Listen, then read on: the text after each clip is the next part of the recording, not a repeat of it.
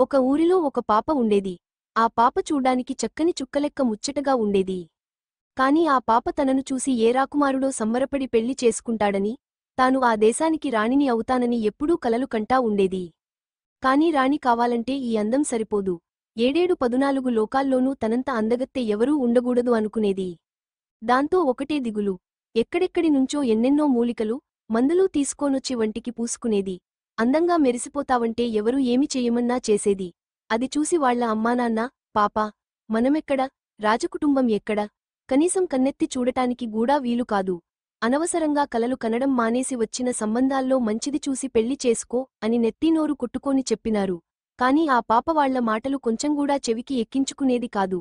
అమ్మా నాన్నలకు గూడా తెలీకుండా మంది మాటలు విని ఏవేవో తెచ్చుకోని పూసుకునేది. ఒకరోజు ఆ ఊరికి ఒక మోసగత్తె వచ్చింది. ఆమె ఎవరికి ఏ బాధ ఉన్నా తన దగ్గరున్న మాయలతో పోగొడతానని కనిపించిన వారందరికీ పదే పదే చెప్పసాగింది. ఎప్పుడూ ఒక గదిలో కూచోని, పెద్ద కుంకుమబొట్టు పెట్టుకోని, మొగమంతా పసుపు పూసుకోని ఏవేవో పూజలు, యాగాలు చేసి అందరినీ పిలిచి మీకు ఎటువంటి బాధలు ఉన్నా తొలగిపోతాయి, తీసుకోండి అంటా చేతిలో విభూది పెడతా ఉండేది.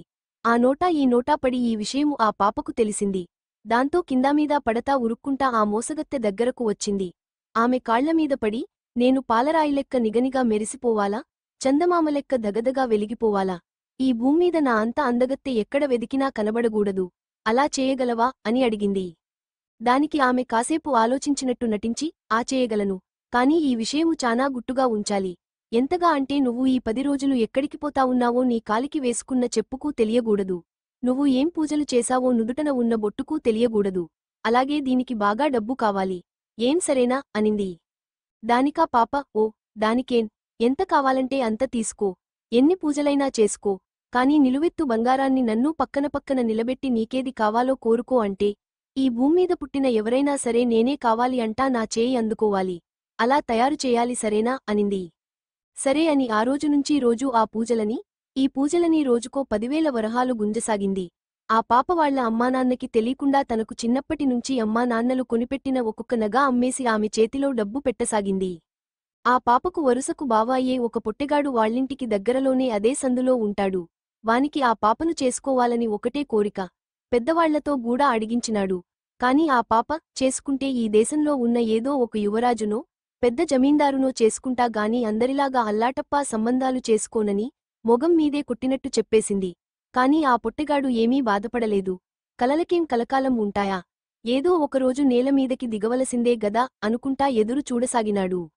ఆ పొట్టెగాడు ఒకరోజు ఈ పాప దొంగచాటుగా పోతా ఉంటే చూసినాడు. ఇదేందబ్బా, ఒక్కతే ఇన్ని నగలు వేసుకోని పోతా ఉంది అనుకోని చప్పుడు కాకుండా ఆ పాప వెనుకెనుకే దాక్కుంటా పోయినాడు. అది ఆఖరి రోజు. ఆ మోసగత్తె ఆ పాపతో, చూడు పాపా, నీ ఒళ్ళు బంగారంలా మెరవాలంటే నువ్వు చివరిరోజు వంటి మీదంతా బంగారం వేసుకోని రావాలా, పూలదండ కట్టినప్పుడు పూలవాసన దారానికి గూడా సోకినట్టు ఆ బంగారం రంగు కొంచెం కొంచెం ఈ పూజలో నీలోకి చేరడం మొదలు పెడుతుంది. పూజంతా అయిపోయేసరికి నిన్ను చూసి నువ్వే నమ్మలేవు, మెరుపుతీగలెక్క మారిపోతావు అంటా ఊరించి చెప్పింది. దాంతో ఆ పాప ఆమె నగలేగాక, వాళ్ల అమ్మ నగలు గూడా వేసుకోని బయలుదేరింది.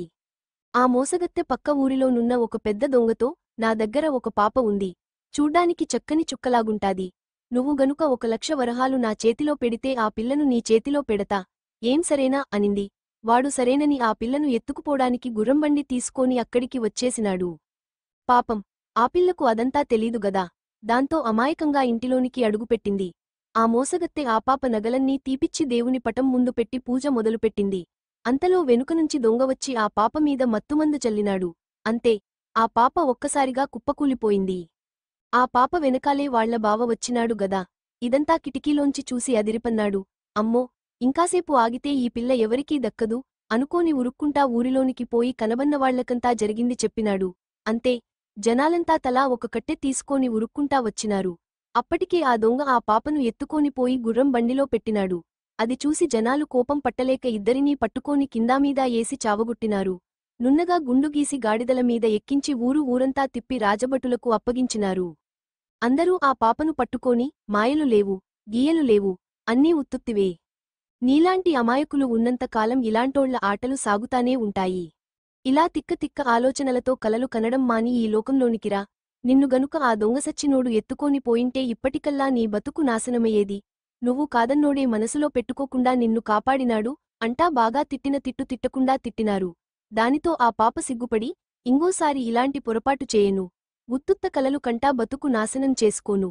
అయినా కళ్లల్లో పెట్టుకోని కాపాడే నా బావ నాకు తోడున్నంతకాలం ఇంక నన్నెవరూ ఏమీ చేయలేరు అంటా వాళ్ల బావనే పెళ్లి చేసుకుంది.